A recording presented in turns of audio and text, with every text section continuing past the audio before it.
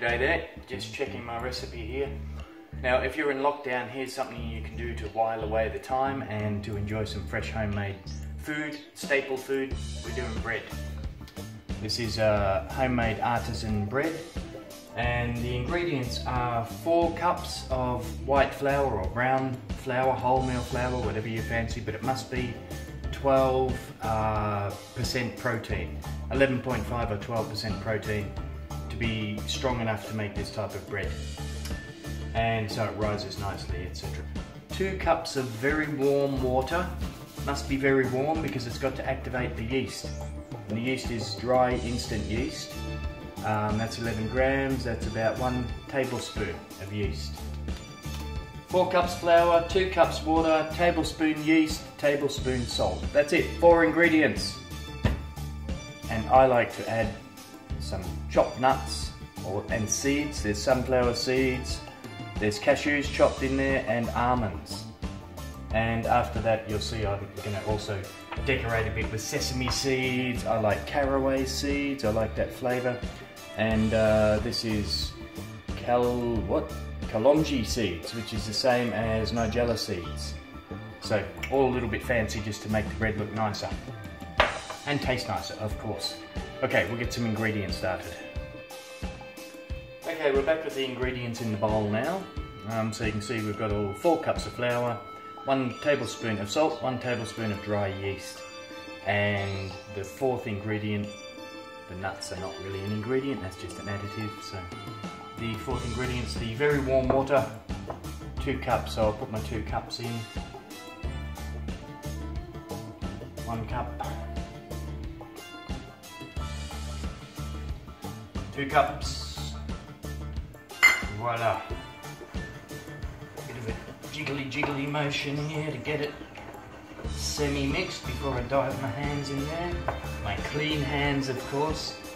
Washed about 3 times along the way. So that gets it kind of started like that, and then I'll be diving in with one hand to keep one hand clean. And just, you know, blending it all together as such. So I'll get back when it's all blended. And that's pretty well mixed together, and as you can see it's pretty stiff as well. So if you've done your measurements properly, and you do need to do them very properly, accurately, yeah, you'll have something quite stiff like that. So next I'm going to turn that out onto a floured bench and give it a little bit of kneading. Okay, the counter has been cleaned, dried. Sprinkle a bit of flour on there. And then get this baby out of there. Try not to get it all over myself. There we go, that's not bad. Roll it and roll it. A bit of flour all around the outside of it. And get your kneading action going, which is just a matter of getting into it with the heel of your hand. Flip it over. Another go. Then fold it, turn it, go again. So do this for about just a few minutes, like 3 minutes, not even 5 minutes. Just do this 4 or 5 times where you squash it out and fold it back up again. Okay. Okay, that's enough. I've done that a few times. Now I'm going to work this, sort of folding it under until I get a nice top on it. I've got to make it more or less back into a ball, because it's got to go into the bowl for rising. So this is going to be the top of the loaf in the end, so we don't worry too much about what the bottom looks like. That'll be reworked a bit later anyway, but we'll just make it into a nice skin on the top, nice flat sort of skin. Whack it back in the bowl and cover it with cling film, and then it wants to sit in a dry, a warm place, warmish, for a little while. And if the weather is cool, I turn the oven on for about 30 seconds just to get some warmth in the oven, then turn it off again and then put this in the oven. So that's what I'm going to do now, and it's going to sit for 2 hours to rise, okay? So you need that 2 hours built into your planning. Okay, so I'm going to put that in the warm oven. I stress the oven is off, not on. I just warmed it a little for the rising of the dough. So warm oven, which is off, 2 hours sitting in there, and you'll see the dough will rise right the way to the top, touching the cling film. Okay, we'll be back with part 2 later when we start to do the baking, the preparation and the baking. Okay, we're back, and it's 2 hours later, and I've prepared this tray. I do the baking on the back of a tray, just for a flat surface. There's butter on this greaseproof paper first. Margarine, butter, whatever you like. I've found it's the best thing to stop the bread from sticking. Oil hasn't worked, only flour hasn't worked, so I've got butter and flour, and then the bread will not stick, so you need to do that. And then this has been sitting quietly in the pre-warmed oven, and okay, it didn't quite rise to get to the top, but not bad. Should be fine. So we've got to now get this into a bread shape onto the tray and let it do its second rising before it bakes. Second rising is half an hour. This is going to be all sticky on top, so sprinkle a bit of flour on here first, trying to get it right near the edges, and you'll see why in a moment. Okay, flour near the edges, flour over all the surface, and then with my again re-cleaned hands, fingers down the edges. Watch. Fingers down, scraping down towards the middle. Just down, down, down. All around. Trying to push a bit of flour under this to where your hands get under, and it's not going to stick to your hands. So again, we're keeping that really kind of nice flat surface on top to form the top of the loaf. Okay, I can feel flour under there, so that's not sticking to my hands. Now we get it. Nurse it like a baby. Stretch it a bit.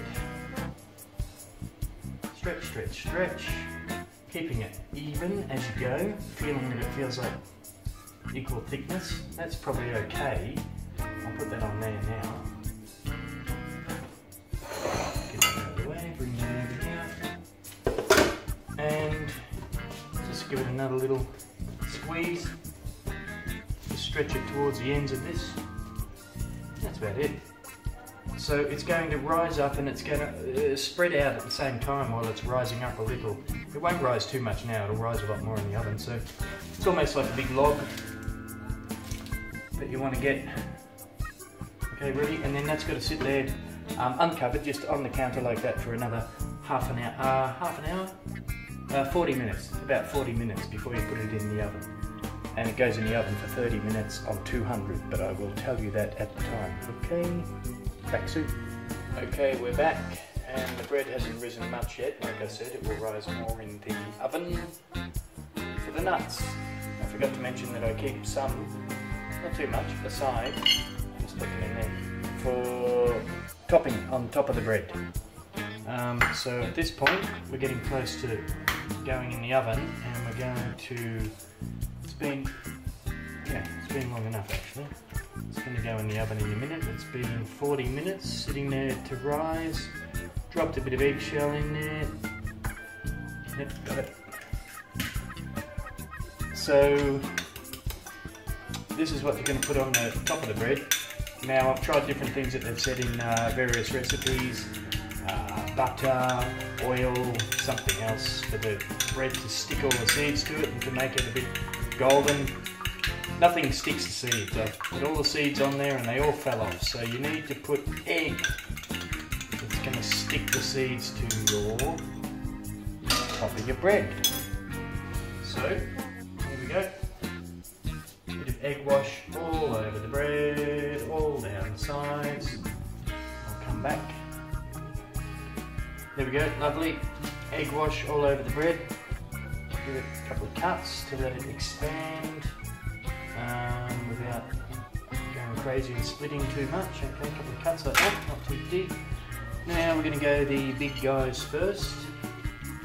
Sprinkle a few of these all over. This is the chopped almonds, chopped cashews and whole sunflower seeds. It just gives it a really nice flavour and look on top. Okay, bam, bam, bam, bam. Sesame seeds, because I love them. Oh yeah, see how much I love them?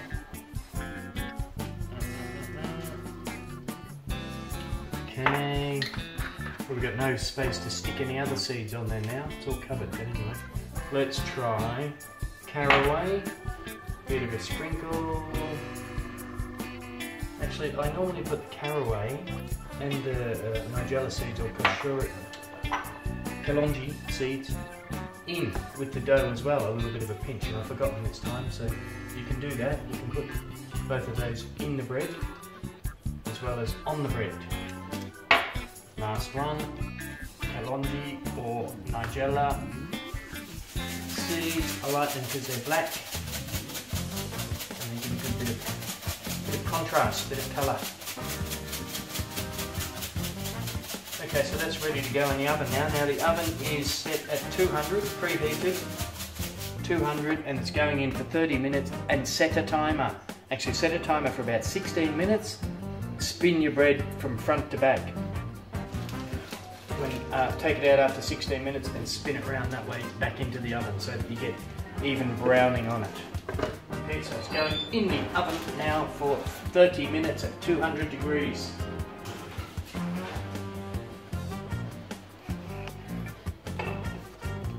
And there it is. See you now? Okay. Alright, we will come back again. Bye.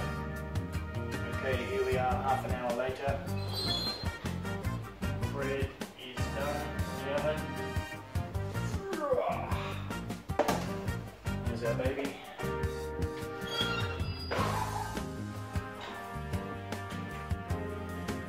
Okay, so that has got to sit for, well, until it cools, basically. See that okay? Come up pretty good. Sometimes it comes a little bit wider, a little bit higher. It all depends.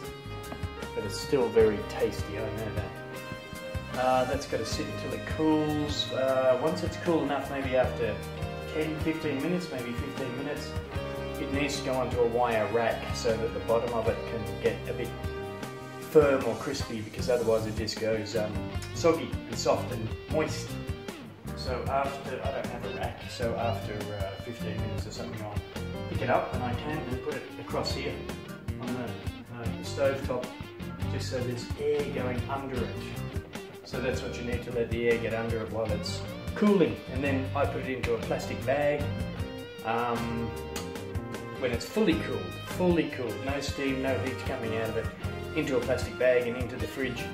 And I just take it out and slice slices as I need it, and it lasts for at least a week in the fridge, no problem. So that's it, how to make your own artisan loaf at home during lockdown, if you're in lockdown, which I am. I realised after I made this video that I never did the taste test, so here's another loaf I've made, and it's still hot, it's just cooling. Yeah, it's nice and crusty, very nice. That. Okay, put a bit of butter on that while it's still warm. Let's have a try.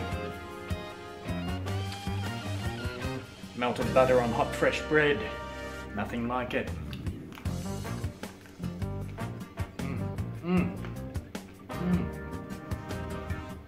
So good. I love it. I'd make one every week. 4 ingredients, really easy. Check my other video as well.